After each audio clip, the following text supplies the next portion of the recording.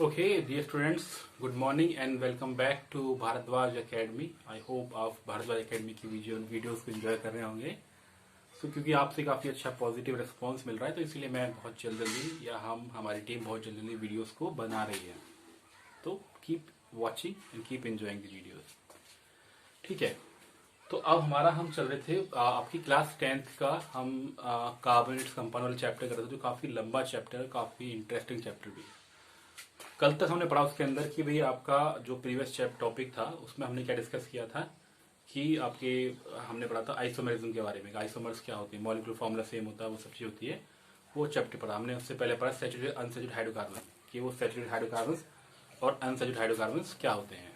ठीक है, तो अभी हमारा जो आज के लिए हमारा टॉपिक है नेक्स्ट, वो है हमारा क्या, will you be my friend और होमोलोगस सीरीज।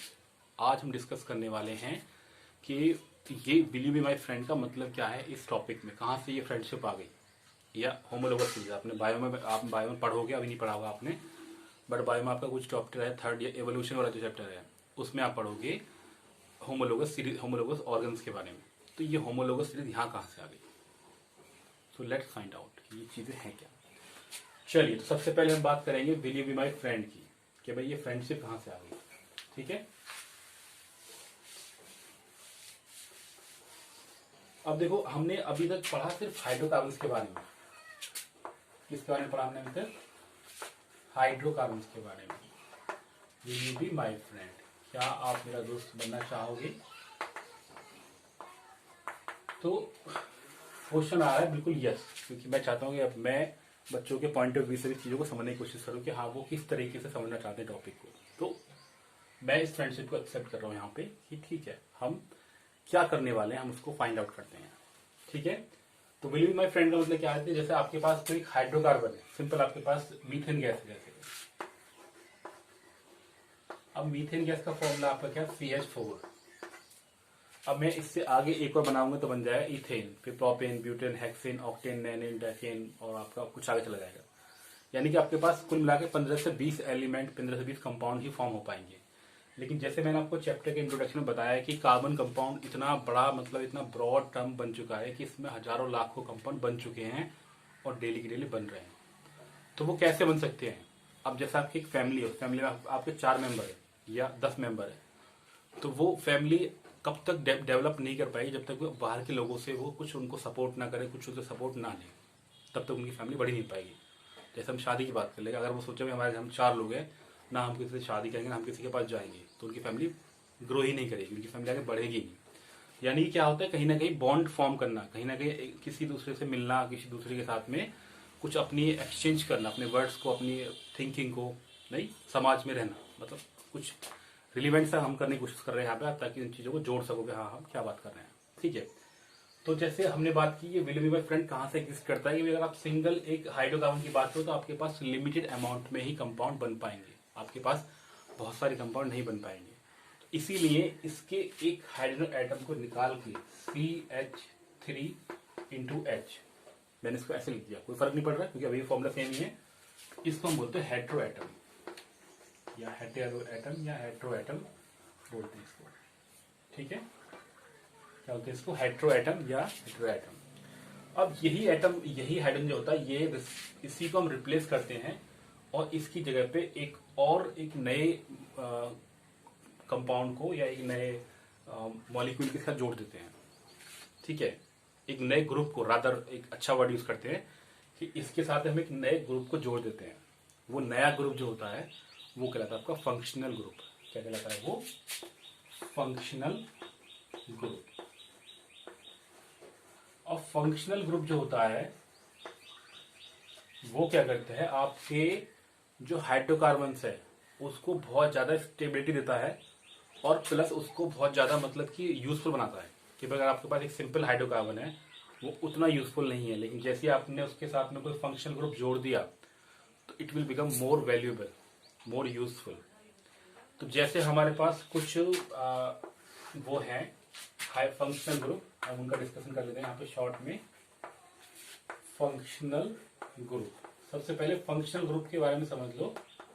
फंक्शनल ग्रुप वो होगा जो हाइड्रोकार्बन में H को रिप्लेस करेगा और उसको ज्यादा यूजफुल, ज्यादा अप्रोप्रिएट, ज्यादा काम का बना देगा उसको। मतलब कि फंक्शनल ग्रुप के जुड़ने के बाद में वो ज्यादा एक्टिव हो जाएगा। एक्टिव का मतलब कि वो नए नए बॉन्ड फॉर्म करने के लिए तैयार हो जाएगा। मतलब नॉर्मली ये बॉन्ड फॉर्म करेगा नहीं, लेकिन इसका एक हटाने के बाद में it will become more valuable. तो हम वैल्यूएबल वर्ड क्यों यूज कर रहे हैं, तो उसके बाद में इसकी जो सिग्निफिकेंस होगी वो बहुत ज्यादा बढ़ जाती है। जैसे कि आपके पास में मैंने कुछ का नाम बता दूं, जैसे आपको पहला बोलते हैं हेलो एल्केन्स। काफी सारे फंक्शनल ग्रुप हैं जो आप पढ़ोगे बड़ी क्लासेस में, लेकिन आपके पास से 5 या 6 मेन फंक्शनल ग्रुप यहाँ पे दे रखे हैं। बाकी बड़ी क्लास में काफी सारे दे रखे होते हैं। तो अभी आपका छोटी क्लास है तो उसके लिए इतना सफिशियंट है, जितना हम यहाँ पे डिस्कस करेंगे उतना काफी है, क्योंकि एग्जाम में उतना ही आएगा। तो पहला आपका आ गया हेलो एल्केन, ठीक है। फिर आते आपके एल्कोहल, फिर आते हैं आपके एल्डिहाइड, फिर आते हैं आपके कीटोन, फिर आते हैं आपके कार्बोक्सिलिक एसिड। कार्बोक्सिलिक एसिड देखो नाम हमने इसको सबसे नीचे लिख दिया, लेकिन सबसे ज्यादा पावरफुल है, सबसे स्ट्रॉन्ग है ये, ठीक है। तो ये आपके फंक्शन ग्रुप आ गए।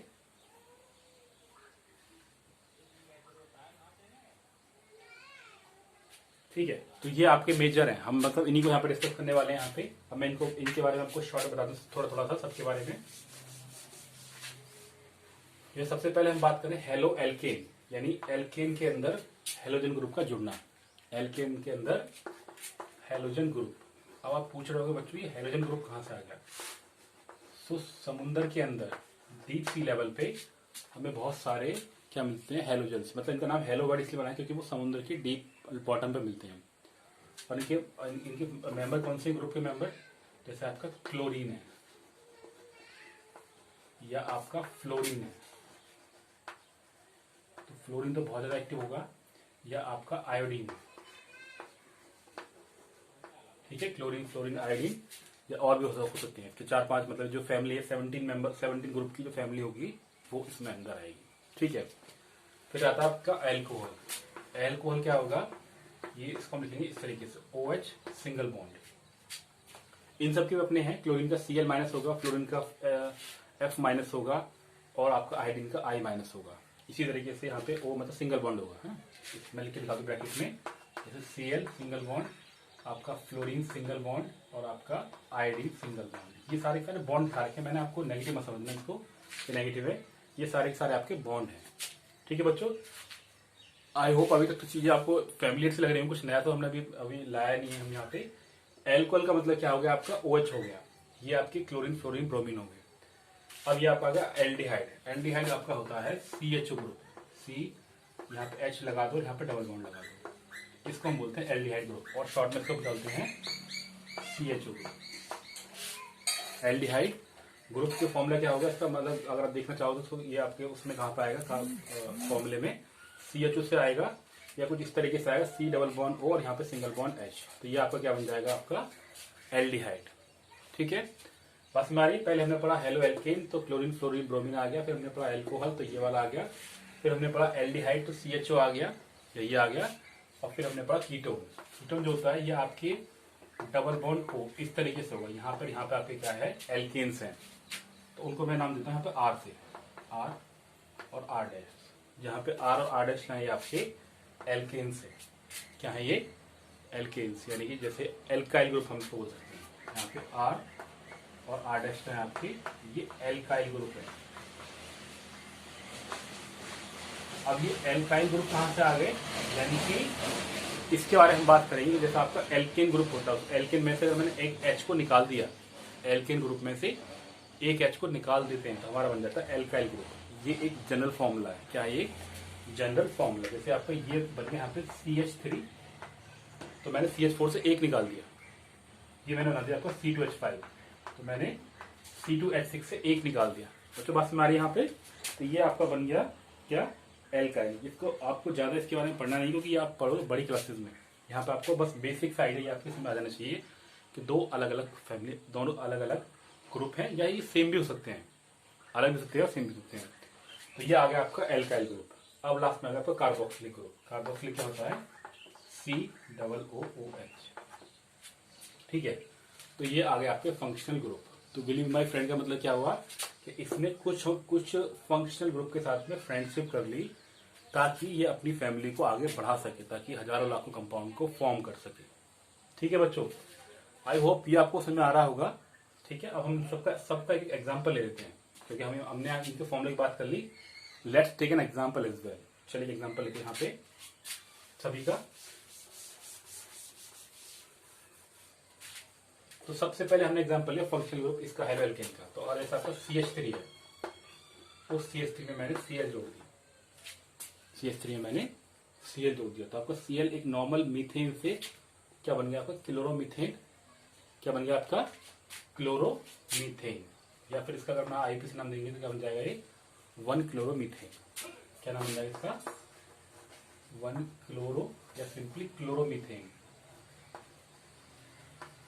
बच्चों नाम की टेंशन मतलब कि नाम हमने ऐसे कैसे रखा है, इसके लिए आपसे एक अलग से टॉपिक है बहुत लंबा चौड़ा सा, जिसको हम बोलते हैं IUPAC। और आगे जाके तो ये एक मतलब अपने आप में एक बहुत बड़ा डिस्कशन का टॉपिक होता है IUPAC होता क्या है। बट फिलहाल तो आप तो लिमिटेड सा पढ़ लो, यहाँ पे काम की चीजें पढ़ लो।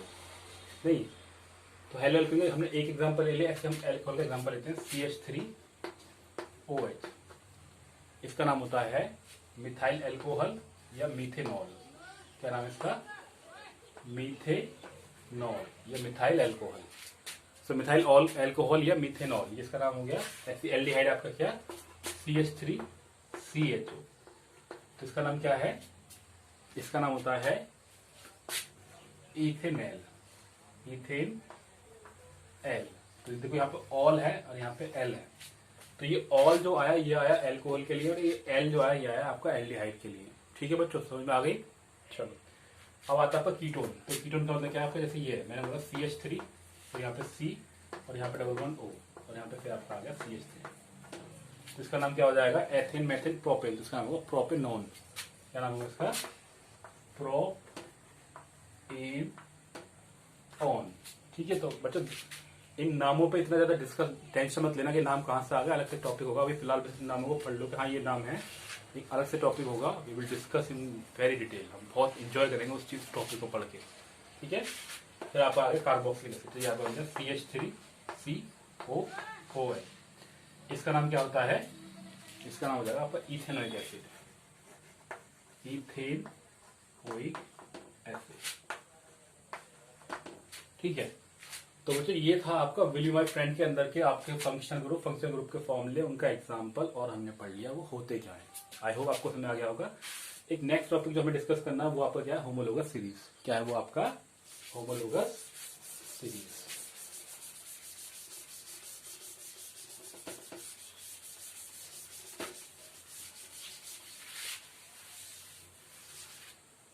तो बच्चों आपने सुना होगा होमोलोगस सीरीज के बारे में। कैसे सुना था मैंने आपको, याद हो मैंने आपको प्रीवियस चैप्टर में मतलब प्रीवियस टॉपिक में आपको बताया था। थोड़ा आइडिया देता हूं उसके बारे में। Homologous series. अब होमोलोगस सीरीज कोई ऐसी बहुत ज्यादा ब्रॉड या बहुत कॉम्प्लेक्स चीज नहीं है, बड़ी सिंपल सी चीज है। मेरे पास जैसे ये मीथेन है CH4 है, ठीक है। अब मीथेन को अगर मैं इसका जनरल फॉर्मूले की बात करूं, इसका फॉर्मूला होता है CnH2n+2, यानी कि सारे के सारे एल्केन, मैं यहाँ पे एल्केन, यहाँ पर एल्कीन और एल्काइन। तो यानी कि एल्केन मतलब एक फैमिली है जिसका फॉर्मूला होता है CnH2n+1, CnH2n+2। एल्कीन है जिसका फॉर्मूला था CnH2n और इसका फॉर्मूला था CnH2n-2। ठीक है, तो ये तीन फैमिलीज हैं, एल्कीन फैमिली और एल्काइन फैमिली। एल्केन, एल्कीन और एल्काइन फैमिली। अब अगर मैं इसमें n की वैल्यू को 1 रखूं, 2 रखूं, 3 रखूं, तो मेरे पास ना बहुत सारे मुझे कंपाउंड मिलेंगे या बहुत सारे मुझे यहाँ पे हाइड्रोकार्बन्स मिलेंगे। C1H4 आ गया, C2H6 आ गया, C3H8 आ गया। यहाँ पे मैं लिखूंगा पहला मेंबर, आपका यहाँ का पहला मेंबर क्या आएगा C2H4 हो गया, C3H6 हो गया, H8 आ गया। हम सारे एग्जाम्पल को ध्यान से देखेंगे। यहाँ पे अभी C2H2 आ गया पहला मेंबर, C3H4 आ गया दूसरा मेंबर, दो मेंबर चलते हैं यहाँ पे। तो अगर आप इन सब में देखो, इसमें इसमें इसमें इसमें आपको एक पैटर्न दिखेगा, इसमें इसमें इसमें इसमें और इसमें इसमें। वो पैटर्न क्या है? अगर मैं सेकंड में से फर्स्ट को माइनस कर दूं, अगर मैं C2H6 में से CH4 को माइनस कर दूं, सिंपल मैथमेटिक्स लगा दूं, तो क्या बचेगा? सिर्फ आपका CH2 बचेगा। यानी कि इस पहले वाले में अगर मैंने CH2 जोड़ दिया तो मुझे ये मिल गया, दूसरे वाले मैंने CH2 जोड़ दिया तो ये मिल गया। सिमिलरली अगर मैं यहाँ पे CH2 जोड़ दूं तो मुझे ये मिल जाएगा, CH2 जोड़ दूंगा तो मुझे ये मिल जाएगा। बात समझ आ रही है? तो यानी कि हर एक फैमिली में हाइड्रोकार्बन जो है वो सक्सेसिव हाइड्रोकार्बन से CH2 कम है, यानी सक्सेसिव वाला CH2 फालतू है, और एटॉमिक मास के हिसाब से वो 14 यूनिट फालतू है, 14 यूनिट एक्स्ट्रा है। तो होमोलोगस सीरीज क्या होगी? वो सीरीज जिसमें हर एक सक्सेसिव एलिमेंट जो होगा वो बाय मास 14 यूनिट फालतू होगा और बाय फॉर्मूला वो CH2 एक्स्ट्रा होगा। तो this will be your homologous series. जैसे ये तो एग्जांपल से आपके क्या होगा होमोलोगस सीरीज में, एक टाइप एग्जांपल हो गए। जैसे आपका कोई भी है, जैसे आपका पहला एल्कोहल है CH3OH, अब अगला मेंबर जो आएगा वो आएगा C2H5OH। तो ध्यान से देखो, एक CH2 ऐड हो रहा है, यानी कि ये भी एक होमोलोगस फैमिली बन गई। तो होमोलोगस सीरीज में क्या होगा? जिसमें जो नेक्स्ट सक्सेसिव हाइड्रोकार्बन या successive compound is differ by CH2 and by mass 14 unit. जो सक्सेसिव कंपाउंड होगा या सक्सेसिव हाइड्रोकार्बन होगा वो नेक्स्ट वाले से या तो CH2 फालतू कम होगा, मतलब पहला वाला जो आगे वाला CH2 फालतू होगा, या वो 14 यूनिट अगला वाला फालतू होगा, है ना। तो सक्सेसिव एलिमेंट जो होगा वो उससे इतना ज्यादा होगा। ठीक है बच्चों, बात समझ आ रही है? और यही आपका होमोलोगस सीरीज थी। तो जो हमारा बेसिक सा जो मेन टॉपिक था वो हमारा विल माय फ्रेंड था, जो काफी लंबा था, देखने में लगा छोटा सा टॉपिक है पर वो काफी इंटरेस्टिंग और काफी अच्छा था। और ये होमोलोगस सीरीज तो आपको बस आपको आइडिया होना चाहिए कि हर एक सक्सेसिव एलिमेंट जो है वो पिछले वाले एलिमेंट से CH2 फालतू होगा, तो अगला वाला एलिमेंट है, या फिर एटॉमिक मास के हिसाब से 14 यूनिट फालतू होगा नेक्स्ट सक्सेसिव एलिमेंट जो है। ठीक है, तो बच्चों ये आज की टॉपिक यही थे हमारे दो। अगर आपको वीडियो अच्छी लगी हो, which I know, I am sure आपको अच्छी लगी होगी, सो इसको अपने फ्रेंड के साथ में, अपने फ्रेंड्स के साथ में शेयर करने ना भूलें। ठीक है, और चैनल को सब्सक्राइब करना तो बिल्कुल ना भूलें, क्योंकि हमारी नई वीडियो हम डेली की डेली काफ़ी सारी वीडियोस को अपलोड कर रहे हैं, ताकि हम मोस्टली 6 क्लास से लेकर 12 क्लास तक ऑलमोस्ट सारे टॉपिक कवर कर लें, फिजिक्स केमिस्ट्री मैथ के और साइंस के, मैथ के 10 तक के, फिजिक्स केमिस्ट्री मैथ के 12 तक के। ठीक है, so बच्चों, thank you so much once again for watching this video. This is Corona time, so stay at your home and stay healthy and enjoy your day. Bye bye.